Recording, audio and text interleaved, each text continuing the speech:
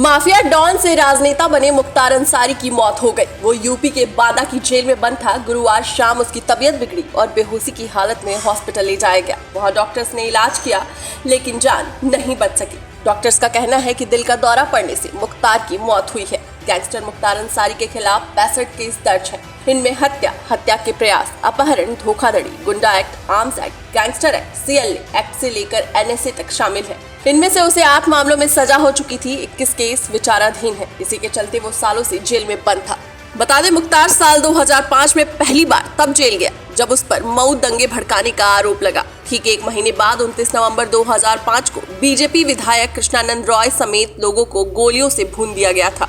आरोप मुख्तार और उसके भाई अफजाल अंसारी पर लगे। इन दोनों घटनाओं के बाद से मुख्तार कभी जेल से बाहर नहीं आ सका। यहाँ तक कि वो 5 बार विधायक भी रहा, लेकिन जेल में ही जनता दरबार लगाकर अपनी सरकार चलाता रहा। साल 2005 में यूपी में 2 बड़ी वारदातें हुई जिनमें मुख्तार अंसारी का नाम सामने आया और इन घटनाओं ने हर किसी को हिलाकर रख दिया। पहला मामला मऊ दंगों से जुड़ा है। वहां भरत मिलाप के दौरान दंगे भड़क गए थे। दरअसल मुख्तार का एक कथित वीडियो सामने आया था जिसमें वो जिप्सी में अपने हथियार बंद गुर्गों के साथ दंगा प्रभावित इलाके में घूमता दिखाई दिया था। मऊ दंगे के वक्त ही मुख्तार की AK-47 के साथ खुली जीप में तस्वीरें वायरल हुई थी। हालांकि उसका कहना था कि वो लोगों को समझा रहे थे। मुख्तार निर्दलीय विधायक चुने गए थे पर सपा सरकार का बर्दाश्त हासिल था। इस मामले में मुख्तार ने 25 अक्टूबर 2005 को गाजीपुर में सरेंडर कर दिया था, जिसके बाद से वो जेल में बंद है। ठीक 1 महीने बाद 29 नवंबर को बीजेपी विधायक कृष्णानंद रॉय की हत्या कर दी गई। उनके साथ 6 लोग और मारे गए। हमलावरों ने 400 राउंड फायरिंग की। इस हत्याकांड में भी मुख्तार को मुख्य आरोपी बनाया गया और कहा गया कि मुख्तार ने जेल में बैठे बैठे कृष्णानंद राय की हत्या कर पुरानी दुश्मनी का बदला लिया है। हालांकि सीबीआई ने मामले की जांच की और स्पेशल कोर्ट से मुख्तार बरी हो गया। कोर्ट ने गैंगस्टर मामले में दोषी पाया और 10 साल की सजा और जुर्माना सुनाया। मुख्तार अंसारी पहली बार 1996 में मऊ सीट से बसपा विधायक चुने गए। बात 15 जुलाई 2001 की है। मुख्तार का काफिला मऊ से गाजीपुर स्थित अपने पैतृक घर मोहम्मदाबाद के लिए निकला। रास्ते में उसरी चट्टी के पास ट्रक में सवार हमलावरों ने मुख्तार को टारगेट बनाया और गोलियों की बरसात कर दी। घटना में मुख्तार के सरकारी गनर और प्राइवेट गनर समेत 3 लोग मारे गए। कहा जाता है कि मुख्तार के वाहन से भी गोलियां चलाई गई और हमलावरों में से एक मनोज राय मौके पर ही ढेर हो गया। इस मामले में मुख्तार के जानी दुश्मन ब्रिजेश सिंह और त्रिभुवन सिंह के खिलाफ नामजद रिपोर्ट दर्ज कराई गई। ब्रिजेश की मुख्तार से दुश्मनी इसलिए थी क्योंकि मुख्तार उसके दुश्मन साधु सिंह का करीबी था। साधु सिंह के परिवार की दुश्मनी एक जमीन के टुकड़े को लेकर ब्रिजेश सिंह के परिवार से हो गई थी। यह अदावत समय के साथ हत्याएं होने से बढ़ती गई। दूसरी वजह यह भी थी कि 1990 में गाजीपुर के सरकारी ठेकों पर ब्रिजेश सिंह गैंग ने कब्जा करना शुरू कर दिया था, लेकिन मुख्तार अंसारी के गिरोह ये ठेके छीनने शुरू कर दिए थे। कहा जाता है कि मुख्तार पर अटैक के बाद ही ब्रिजेश सिंह ने इलाका छोड़ दिया और फिर मुंबई पहुंचा। वहां सुभाष ठाकुर और इसके बाद दाऊद से मिला। दाऊद की जीजा की हत्या का बदला लेने के लिए जेजे हत्याकांड हुआ जिसमें ब्रिजेश का नाम आया। ब्रिजेश सिंह को 2008 में ओडिशा से गिरफ्तार किया गया। मुख्तार का राजनीतिक प्रभाव बढ़ता जा रहा था और ब्रिजेश सिंह उसे कमजोर करने के प्लान पर काम कर रहा था। इसी बीच गाजीपुर में एक नया लड़का अपनी जगह बना रहा था। नाम था कृष्णानंद रॉय। ब्रिजेश अमूमन भूमिगत रहकर काम करता था। ब्रिजेश को जिस एक चेहरे की जरूरत थी वो कमी कृष्णानंद रॉय ने पूरी कर दी। चूंकि मुख्तार के भाई अफजाल गाजीपुर की मोहम्मदाबाद सीट से चुनाव जीत रहे थे और मुख्तार का मुस्लिम बहुल मऊ सीट पर प्रभाव था।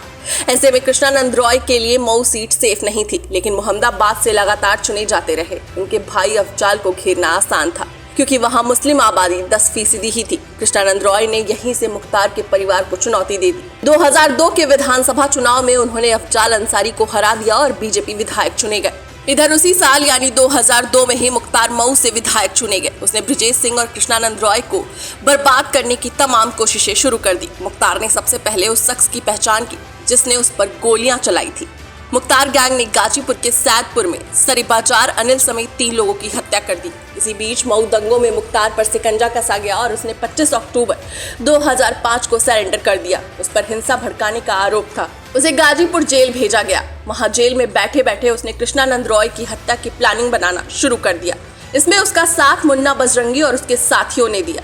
उधर कृष्णानंद रॉय बुलेट प्रूफ गाड़ी से चला करते थे। उन्हें ब्रिजेश का बैकअप था। इसी बीच आरोप लगा कि मुख्तार आर्मी के एक भगोड़े से LMG खरीदने की कोशिश करने में लगे हैं। उन पर पोटा के तहत केस दर्ज करने वाले एसटीएफ में डिप्टी एसपी शैलेंद्र सिंह ने दावा किया कि उन्होंने मुख्तार को ये कहते हुए सुना था कि कृष्णानंद रॉय की बुलेट प्रूफ गाड़ी सामान्य राइफल से नहीं भेदी जा सकती, इसलिए एलएमजी का इंतजाम करना है।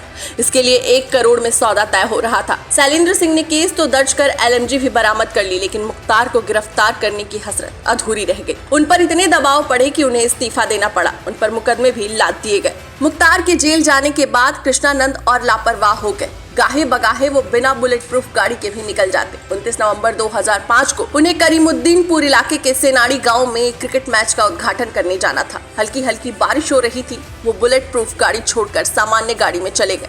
इसकी मुखबिरी हो गई। शाम 4 बजे के आसपास जब वो अपने गांव गोडौर लौट रहे थे तो बसनिया चट्टी पर उन्हें घेर लिया गया और AK-47 से अंधाधुंध फायरिंग की गई। करीब 400 गोलियां चलाई गई। कृष्णानंद समेत 4 लोग मारे गए। कृष्णानंद रॉय के शरीर से 67 गोलियां निकाली गई। यह सामान्य हत्या नहीं थी। यह बताने के लिए था कि आपके इलाके में आपके लोगों के बीच घुसकर मारा है। कृष्णानंद रॉय की चुटिया उस समय फेमस हो चुकी थी। कहा जाता है कि हमलावरों में से एक हनुमान पांडे ने उनकी चुटिया काट ली थी। बाद में उसी दौरान एक ऑडियो सामने आया जिसमें मुख्तार जेल से ही एक माफिया से बात कर रहा था और बता रहा था कि चुटिया काट ली।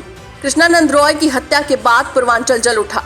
बसें फूकी गई। सरकारी संपत्तियों को नुकसान पहुंचाया गया। बीजेपी के कद्दावर नेता राजनाथ सिंह ने मुलायम सरकार के खिलाफ मोर्चा खोल दिया। हाई कोर्ट के आदेश पर जांच सीबीआई को सौंपी गई। राय की पत्नी अलका राय की याचिका पर केस दिल्ली ट्रांसफर किया गया, लेकिन सबूतों के अभाव में 3 जुलाई 2019 को दिल्ली की सीबीआई कोर्ट ने मुख्तार अफजल समेत सभी आरोपियों को बरी कर दिया। बता दें, मुख्तार अंसारी ने 1995 में पहली बार गाजीपुर सदर विधानसभा सीट से चुनाव लड़ा था। ये चुनाव उसने जेल में रहते हुए कम्युनिस्ट पार्टी के चुनाव चिन्ह पर लड़ा था। हालांकि वो ये चुनाव हार गया था। उसके बाद मुख्तार 1996 में बीएसपी में शामिल हो गया। वो गाजीपुर का बीएसपी का जिला अध्यक्ष बन गया। फिर उसी साल मऊ सदर सीट से उसे चुनाव टिकट दे दिया गया। वो पहली बार चुनाव जीता। फिर 2002 और 2007 में उसने निर्दलीय चुनाव जीता था। वो 2017 तक लगातार चुनाव जीता। मुख्तार ने अपने आखिरी 3 चुनाव जेल में रहते हुए जीते थे। 2022 में मुख्तार ने अपनी राजनीतिक विरासत बड़े बेटे अब्बास अंसारी को सौंप दी थी।